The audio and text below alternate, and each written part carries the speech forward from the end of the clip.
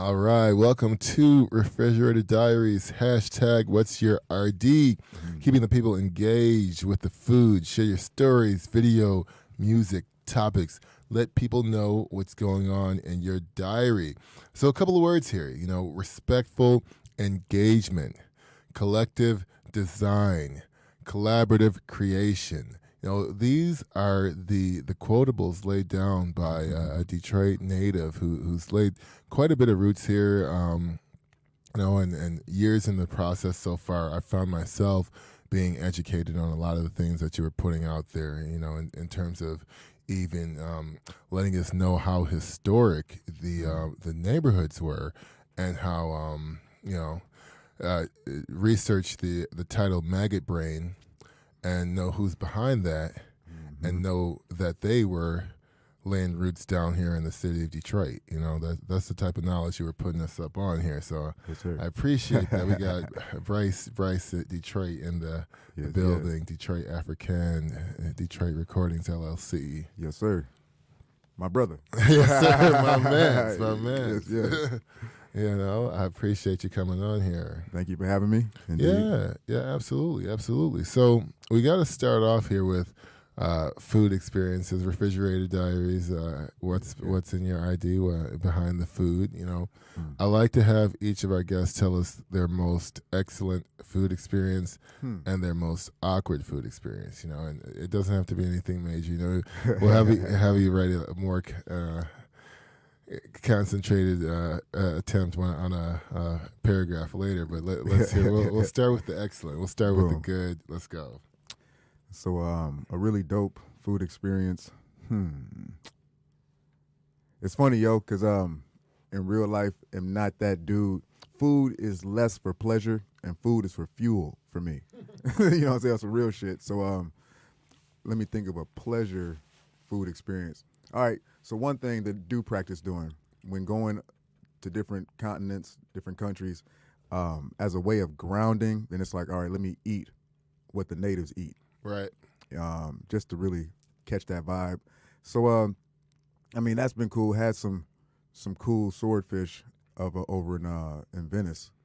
And it was interesting because it wasn't like, this is amazing swordfish, but it was more like, that was my first time practicing that. Like, all right, we're not on some meat eating shit right now, but it's something that's calling me to really ground through the food. Yeah, and that ritual was really dope. I think that it's important. Like, a lot of people forget that no matter what, and I this is one of the reasons why I'm in food. I found that as I was getting away from food, like, I'm gonna have food in my life most of the time, but as I started to get away from it, I knew that everyone was sitting down. Like, everyone practices sitting down over something to eat, breaking bread, things like that. So, like, were you a native Detroiter, born in Detroit? Yes, sir. Okay, that's what's up. Family as well? Family as well. We're like, 4 generations now? My father, on my mom's side, my father's from Kinston, North Carolina. Okay, what brought your father to Detroit? He was on some fly shit, you know what I'm saying, back in his day. So he had this vision coming from small town North Carolina. He wanted to hit every major city where black people were. So he ended up living in New York, living in Chicago, and then coming to Detroit. Okay, that was his thing. So now let's fast forward. Laying down the roots here. Can you tell us about? And a lot of people don't know this. Like, you're well accomplished. And not only are you a very prominent social activist, you also have an affluent artistry as well. And yes, kind of break into some of that. I'll fast forward to 2011. What were the years that led up to you creating your first music offering? Really, it was a lot of me as a music producer. So developing artists, and then being a chief production officer for this independent label, so solely responsible not only for ensuring that these artists were able, through their songwriting and persona, to communicate identities really effectively, but it was also responsible for the composition and production of the music. So it was a lot of that, yet at the same time was developing myself to be this pop artist. You know what I mean? So 2011, that on a new timeline tip, that's 2 years after had beginning doing this service-based music career, which started with youth media literacy, for real. Wow. Teaching young people, one, what is the way that these songs are actually able to influence your behavior and how you think about yourself. And then from there, showing them how to use songwriting. And then shout out Piper Carter, 5E Gallery, DJ Sakari, you know what I mean, teamed up. I had a nonprofit at the time, teamed up with the 5E Gallery, and we started producing these fucking summer music programs. That's amazing. So helping young people to create content that projects them how they want to be versus only thinking that they have to listen to content about other people's aspirations or content that says that your ranges are very small in life. You know what I'm saying? So doing that 2009 to 2011, as a producer, then there's a certain humility that we deal with. So like the MC in me is a pure ego. So that dude is like, yo, B, we got fucking messages that only we can spread, you know what I mean? It's good that you have both. You got it. Yes, you know what I mean? So it's like, all right, B, hold up though. Your work does not require you to be the front man right now. Your work requires you to spread this new idea that you have called 21st century hip hop, where you want to get back to looking at hip hop as a modality for how we develop culture, not just the narrow box of like the 4 or 5 artistic expressions. So spread that gospel, you know what I'm saying, to the young people, to the parents, and then get more people interested in this new practice you got called entertainment justice. You're the spokesperson for that. You don't need to be the MC right now. But by 2011, where I was in my own personal life, it's like, yo, the artist's supposed to be writing, you know what I'm saying? Like this is supposed to be like my therapy, you know what I mean? The place where we practice emotional development. So that's when it's like, yo, you got to fucking put something out. You got to be that dude now. Yeah, it's on you, man. It's on you, you know what I mean? Right. Plus, we really wanted to splash the scene because we dope as fuck. So, like, we started smashing the 5E Gallery and making appearances all throughout the Detroit hip-hop scene. At a certain point, it requires you to have some kind of product. Yeah, you got to be able to, you know what I mean? Transact. You got to. That's part of it. So you know, and for a lot of folks that don't know this is measurable. You know, there's a lot of research studies behind it. You know, the most prominent one being visual cues related to music, where they had different test groups listen to positive songs and negative songs, and as they were listening to the music, they had them like fill out questions pertaining to themselves. And they found that the positive songs genuinely led to more positive outlooks and views and perspectives on life, while the negative songs generally led to yes, you know, the exact opposite. So yes, sir. You know, I think that when music and art forms start to take these types of effects into account, they can be very transformative. It's a very powerful process, and you having been kind of born into that process, right? That kind of fueled you into the music. How do you feel that that's kind of generalizing your next steps here as we start to like see you more into this ever evolving Detroit space? So one point in trajectory is the artist trajectory. So was saying this to you off the air a couple moments ago, but so my last 9 years have been as an entertainment activist. So using my entertainment and cultural production as to affect my activism and shit. You know what I'm saying? As my form of media-based organizing. At the same time, though, we got this new economy aspect of my whole entertainment justice, which is create a new industry, a machine and all that's dedicated to promoting positive, dope, new pop culture shit. So in that space, that's like Bryce is making a space for anybody who wants to have a really high level of self-affirming, positive, spiritually oriented career. And Bryce is included in that. It's You know what I'm saying? it's possible too. You know, I think a lot of people forget. You know, when you look in and see how careers and stuff develop, right? Like the news is out there and the stories are out there. Someone's grandmom or someone's great grandfather purchased 2 stocks back then that are now worth millions of dollars or thousands of dollars. And you know, I would think what people fail to realize is that, you know, those stocks are the new stocks that you see now, or the startup companies that are coming in now. You know, we're bound to have another Google in the next 5 years. Boom. You know, we're bound, like all of that stuff is there. So you know, how do you start to give your communities the wherewithal to start paying attention to those things in a way that they can take advantage of? One is, at least for me, as an entertainer, and for me, entertainment is behavior science on some bottom line shit. So acknowledging where are our people right now, generally speaking, it's one conversation to be like, yo, let's talk stocks, let's talk investments, let's talk wealth generation. Yeah. But it's also a thing to recognize how many of our people have been separated from conversations on wealth generation for generations, though.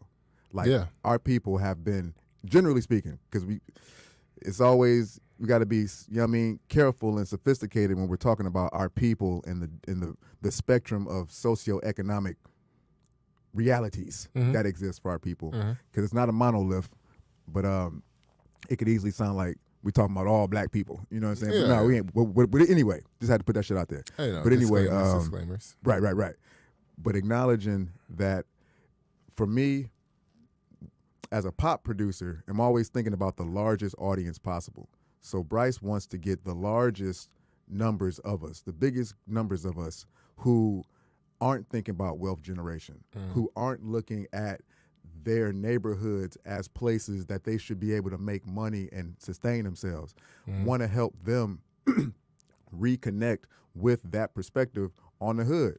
Because as recent as Black Bottom, as recent as Paradise Valley, shit, as recent as the fucking like Avenue of Fashion in the 80s, you know what I mean? Like the early 80s, mid 80s, when things were still sort of popping.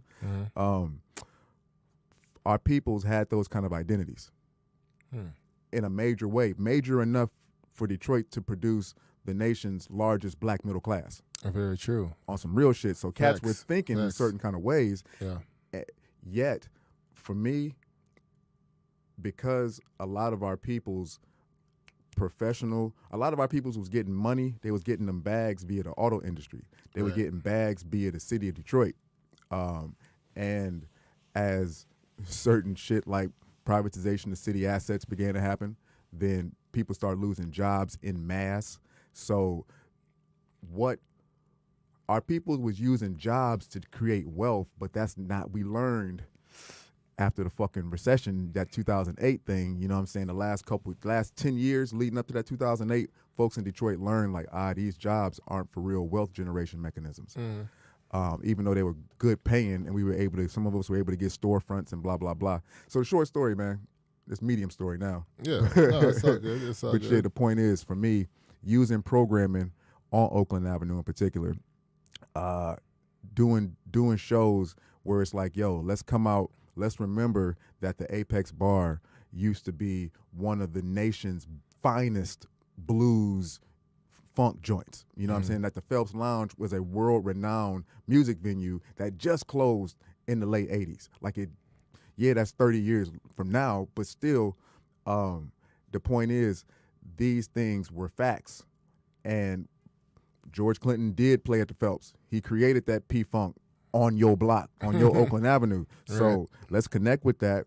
And then from there, we can begin to develop new points of pride in our environment and then ourselves. And then through cats like you starting up dope-ass restaurants, you know what I'm saying, in the North End, cats like me reactivating the Apex Bar so we can have new black music economy, then it's like, oh shit, these possibilities are real. Cats like Jerry and Billy Hebron over at the Oakland Avenue Urban Farm showing people like, okay, there are jobs available in farming in my hood. Definitely. You know what I mean? So that's the kind of activity that that puts people sometimes for the first time in conversations about wealth generation that Right. can then lead to the other ways that can look in terms of like stocks and shit. Okay. All right. So we're going to take a quick commercial break here. When we come back, we're going to get into some of the things, man. Like I got to say, man, you're looking good always, brother. We're going to dive into this diet, man, see what you're putting in your system. Yes, sir. When we come back on Refrigerated Diaries Behind the Food. Cool, man. There's a little camera right here. So, we're I see on the screen. I'm camera. like, okay, I'm assuming on We're on camera. Yeah. Yeah, man. So I like how deep we're going with this. Mm-hmm. Yeah, it's fun. Mics sound great. Good compressors. Oh hell yeah. So I was thinking, since we want for the next one, did you want to just put it like just go with that cost button, and then we just let people know too. See if I can get a sponsor. We could probably do like free liquor, and then that way people will have to like put something on it, Yeah. Let's have at least one or two more conversations just to keep fleshing out. Yeah. But yeah, definitely like the kind of route though. Yep. There's a few the alcohol sponsors, like alcohol people, kind of hit me up saying that they want to do like some like alcohol events, like sponsor them and stuff like that. And so I'm like, well, I know one in particular that might make sense at. Mm-hmm. Mm-hmm.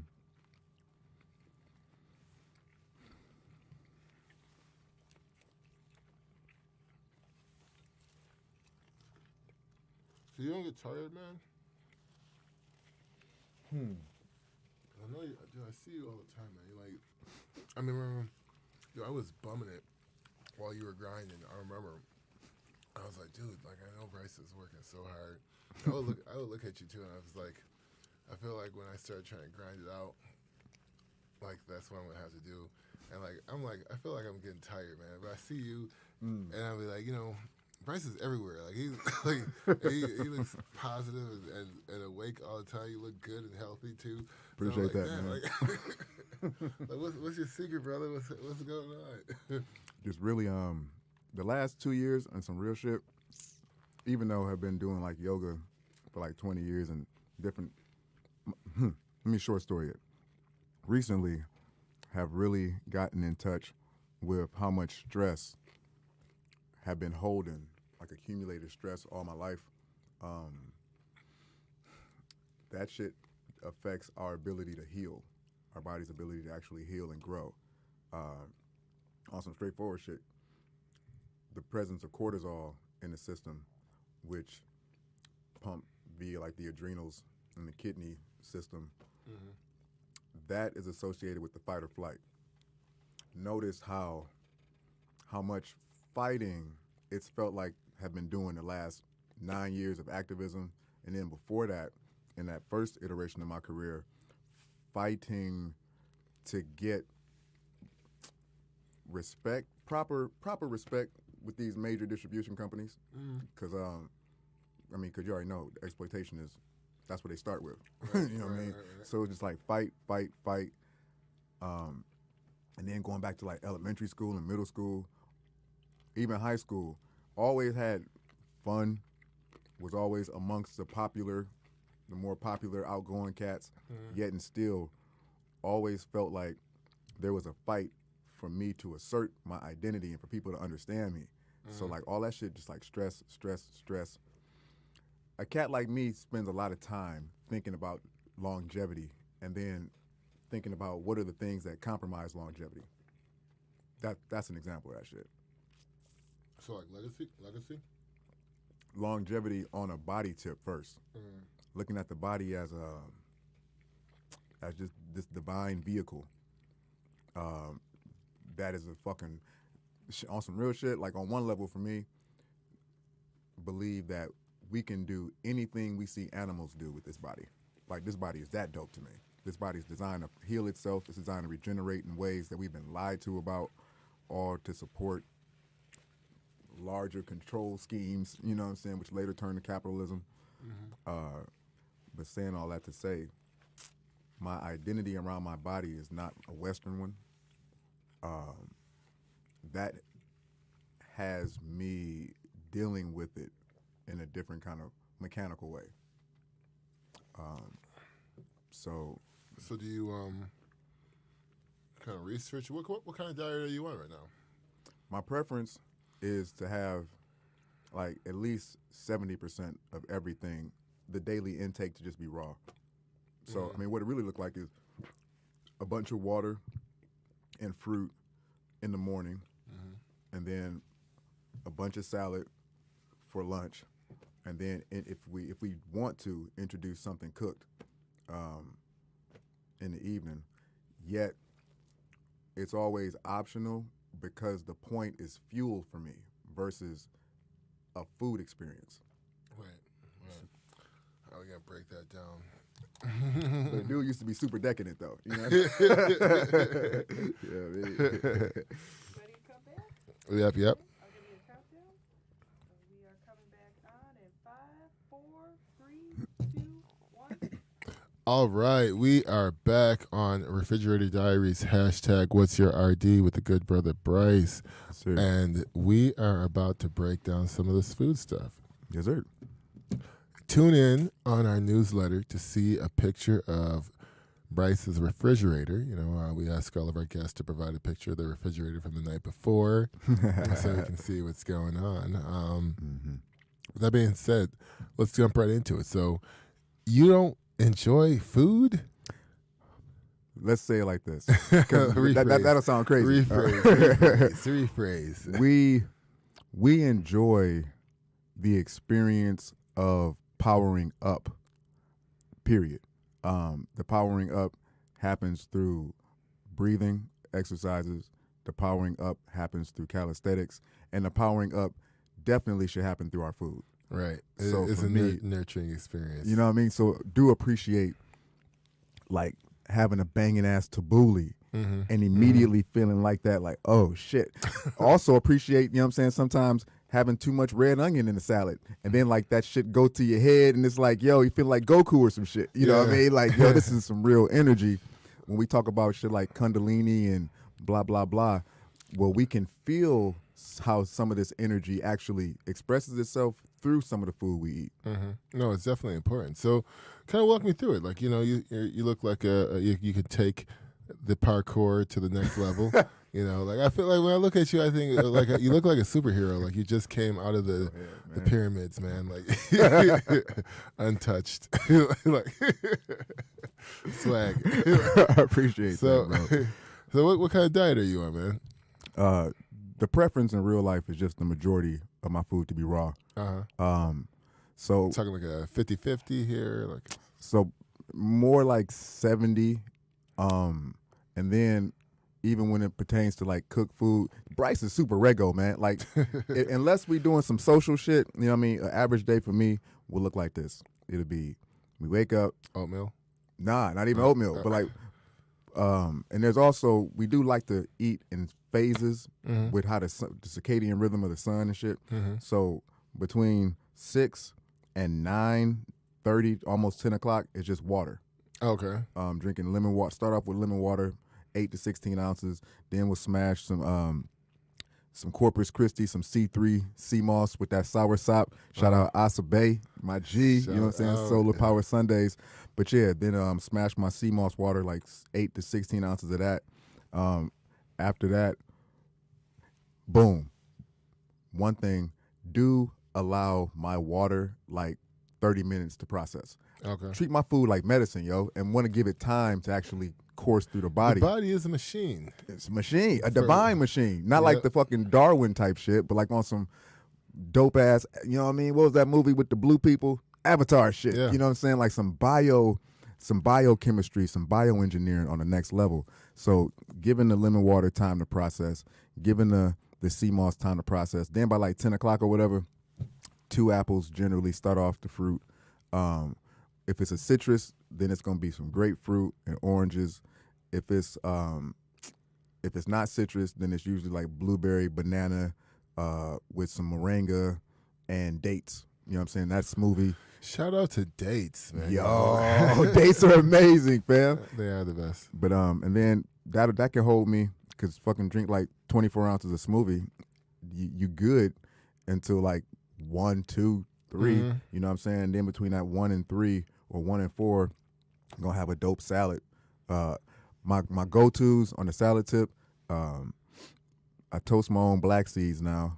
Shout out Asa, put me onto that. So toasted black seed, arugula, parsley, cilantro, watercress, lemon, Himalayan sea salt, olive oil, red onion. Like that's the tops for me. You know what I'm saying? So smash a big one of them shits. Then then we get back to the grind. You know what I'm saying?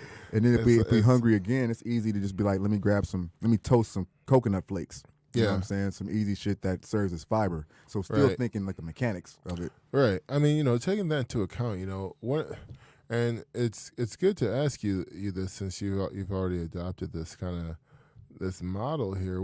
When you know this because you're an artist, you like to work on collaborative economics. When you think about this, is there a way, like, does it matter? Like, would you say that you still care about the sustainability of the worker behind the food just as much as the food? Do you, and that's something that I think that a lot of people don't take into account. I think statistically, right now, 1 in 3 people will work within the restaurant industry or food industry in some capacity within their lifetime. That's a huge. That's real. Yeah. It's a huge realization. And even now, through the recession, the service industry, food industry included in this, it was the second fastest growing industry and is still the second fastest growing industry right now. See, for me, my perspective is this, because food is, like, from a medicine perspective, from a sacred perspective, like, food is something that's supposed to be, when we fucks with it, when we commune with it, it's supposed to have a life-giving effect. Right. So that, starting with that point of reverence, then the people who are the custodians of the food, the people who grow the food, the people who process the food. There are hundreds of thousands of people in America who do this work, and a vast majority of those people are doing it from a place of love in real life. So food, fucking children, you know what I'm saying, and education, like, these should be some of the most highest paid jobs, because these are the things that are, like, essential to how a civilization actually develops itself, how a civilization feeds itself and regards the soil, regards the seeds, and regards the hands. That directly correlates to the mental, social, emotional health of that civilization. And so fuck shit, like, our people who we even need different language for the food industry, like, it's food handlers. Like, it makes it sound, it's so detached from its sacredness. You know what I'm saying? Why you're not biting into this apple just to bite into it? It's all of that here. So when we started off, we were talking about a few keywords here. One of them being respectful engagement. Yeah. Now, what does that mean to you as we start to see a lot of growth that's happening in the city? And I do know, I have seen, like, I think there's focus groups happening about things like that. There's displacement happening, but there are groups that are gathering to call attention to that. What do you see? Like, what's a way for someone that's, like, kind of listening to respectful engagement right now?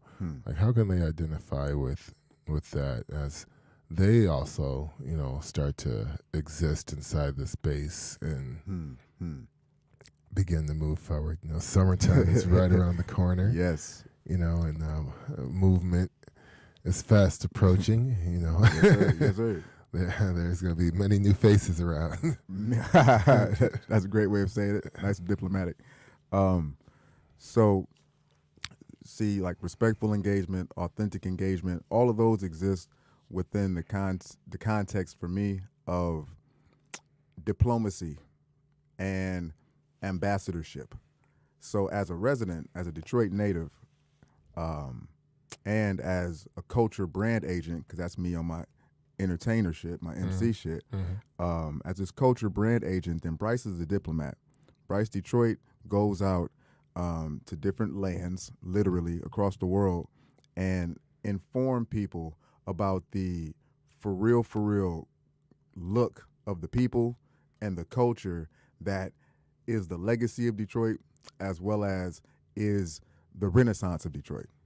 So in doing that, that's a way of letting everybody know, like, before you come, these are the people, this is what they look like, this is what they call themselves, this is how we sound, this is how we activate our space. So when you boomity boom, so when you come, then you can respect what's going on. That's the work of the diplomat. For me, all of this, though, is existing in this context of we have someone from the outside and we have people who are native and indigenous to the place. So respectful engagement, just it on a core level, it's acknowledging that, this is a diplomatic affair, just as if you were to go, if a white body person was to go to a new European country that they've never been to. They would fucking Google all day and night, you know what I'm saying, about, what cheese to eat? What's the proper way to say blah, blah, blah? Like, they would intuitively want to respect the place that they go to and ingratiate themselves into that culture as to fucking vibe and be most harmonious. Well, the same thing applies when you enter neighborhoods that are indigenously black, indigenously brown. It's an entire new culture, and that it creates lifestyles, it creates identities, and it creates environments that need to be respected in order to actually engage them fully. Yeah. So, you've got four CDs out right now. You're going to be coming out with a fifth one right now. Yeah. What, a release date? We are looking at 3 weeks, like soon. We could say soon, but definitely within the next 3-4 weeks. Okay. All right. Maybe we can expect a preview at the next Secret Cypher. You already know. You already know. Perfect. So, all right, we're going to be hearing a little bit about that inside. Yep. That we'll be going into a little bit of details. Any other messages that we can expect to catch on that new music coming out? So this new project for me, it's called Structured Water, and this is the first full-length project.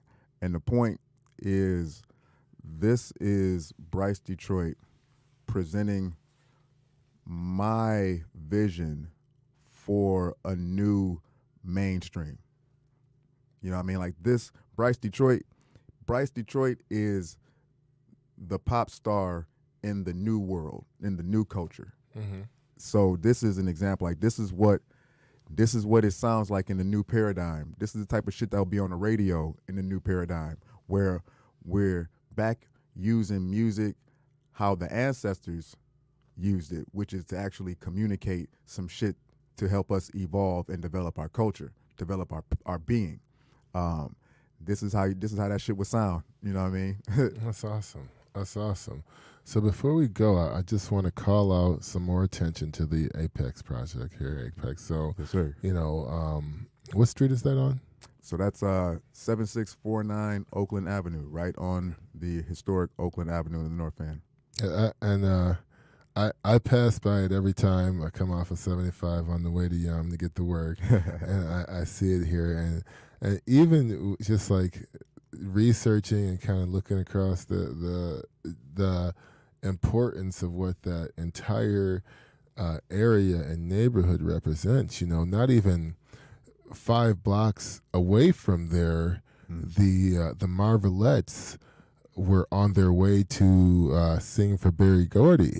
So Exactly. that entire area is just so strong and prominent, with not only a rich Detroit history, but also a Detroit history that was global at the time. Yes. So what can people do to get more involved in that project? So one thing you can do is come to the Leave Your Mark Sacred Cipher, because that is an example of the type of programming that will be happening at the Apex Bar. And for sure, tasting that delectable Yum Village, that's an example of the kind of catering, pop-up food events you might see at the Apex. But in addition to that, am at the point right now where I'm creating other neighborhood partnerships. Shout out Submerge, Underground Resistance, and shout out Vanguard CDC.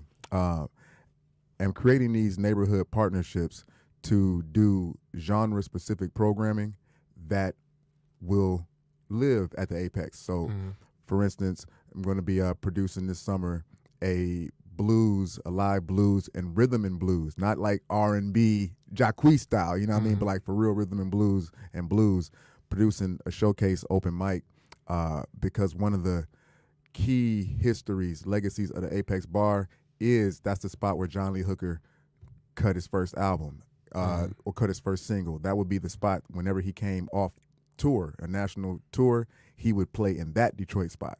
You know what I'm saying? Miles Davis, Betty LaVette, Aretha Franklin, all kind of cats. But on the blues tip, blues is a major legacy in the neighborhood, and that is a thing that want to use to reconnect the elders in the hood with the vitality that's happening in the 21st century. And then over at Submerge, going to be prototyping this live Afro beat, electronica type program, and shout out Synergistic Mythologies, my cohorts and henchmen.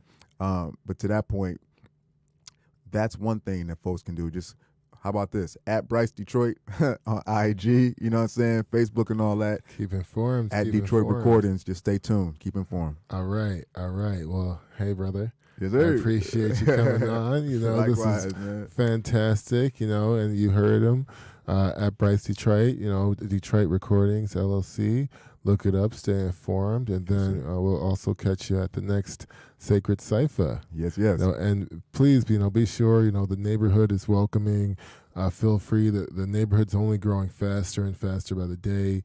Every time I walk around, I see a new project that's coming up, or something new that's happening. But I think it's very important to take attention and pay attention to the real local things that are happening. And that neighborhood's near and dear. My father worked in that neighborhood. He worked right in the city office. I remember walking down West Grand Boulevard as a child, and I remember when there was a barbershop right there on West Grand Boulevard, right where that Coney Island was, which is now going to be a bank. And take pictures, because I don't remember what Trenchtown looked like, and it's crazy. Shout out Trenchtown, man. What? Yes. It is. But again, thank you so much. I appreciate you. Likewise, family.